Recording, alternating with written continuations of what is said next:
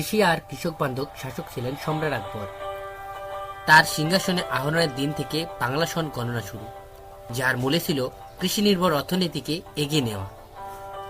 প্রাচীন সমাজে বৈশাখের দিন ছিল পারিবারিক মঙ্গল কামনা, সেই সাথে সামাজিক সম্পর্ককে আরো দৃঢ় করা। দিন পালনের সুবিধায় 14 এপ্রিলকে পয়লা বৈশাখ হিসাবে নির্ধারণ করে বাংলা একাডেমি। গ্রামীণ জনপথে গরুর দৌড়, ষাঁড়ের লড়াই, লাঠি খেলা আর পশু পাখির মুখোশ পরে নতুন বছরকে আমন্ত্রণ জানানো হতো। সেই থেকে এসেছে মঙ্গল শোভাযাত্রার আওয়াজ।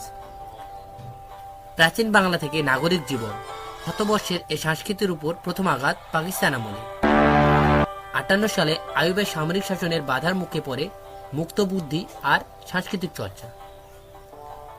হিন্দু মুসলমানে বিভেদ তৈরি করতে পয়লা বৈশাখকে আখ্যায়িত করা হয় হিন্দুয়ানি নামে। ধর্মের নামে বাঙালিকে ভাগ করার এ চেষ্টা অব্যাহত আজও। পাকিস্তানি শাসকদের রক্তচক্ষু উপেক্ষা করে 1966 সালে প্রথম পয়লা বৈশাখ উদযাপন করে ছায়ানট। অশুভ স্বৈরাচারের বিরুদ্ধে মঙ্গলের যে যাত্রা, সে মঙ্গল শোভাযাত্রা শুরুটা 1989 সালে। এরপর থেকে বাঙালির জাতীয় জীবনে অসাম্প্রদায়িক চেতনার একমাত্র উৎসব হয়ে ওঠে পহেলা বৈশাখ। দূর হয়ে যাক যাক যাক